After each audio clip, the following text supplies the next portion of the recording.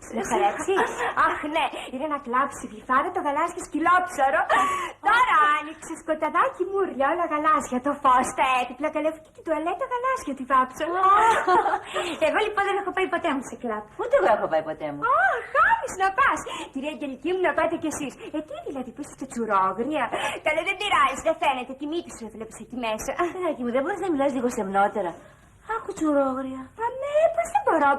Αλλά το σεμνό δεν είναι τώρα πια της μόδας. Εμείς τώρα μιλάμε κουβέρτα. Κουβέρτα, παιδάκι μου, λένε τα μόρτικα. Άμα πες νεζάρια, τα πες στην κουβέρτα και έχουν δική τους διάλεκτο, κατάλαβες. Να, εγώ με τον αεροπονιστικό μου έτσι μιλάω τώρα. Ποιο είναι αεροπονιστικός? Δεν στο είπα. Δηλαδή δεν είναι σπουδαίο, αλλά συνέβη κι αυτό. Αερογωνιάστηκα. Να ζήσεις, Ζουρούλα μου, με συγκινείς. Σιγά του για το θήκη. Κορίτσια, είμαστε θα αερογωνιαστούμε. Τι θα κάνουμε, δηλαδή θα διοριστούμε αγροφύλακες. Και ποιον παίρνεις? Ποιος σε παίρνει δηλαδή? Το βρήκα το πρόσωπο. Έλα μωρέ τώρα, τον ξέρεις. Εγώ?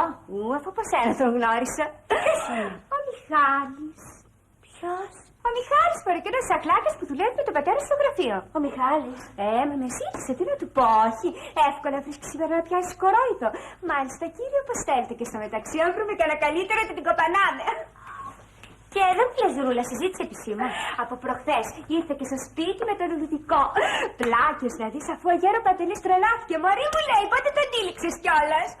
Ώστε έτσι ο Μιχάλης. Ναι. Αχ, δεν μου λέτε, καλός δεν είναι στο τσατσά μια φορά. Είδε σα ήλια, μολάει κάτι φιγούρες. Και δεν μου λες, Ζουρούλα, είναι καιρός που τα ψήσετε. Από εκείνο το βράδυ θυμάσαι που είχαμε πάει στο πάρτι παρέα. Ναι.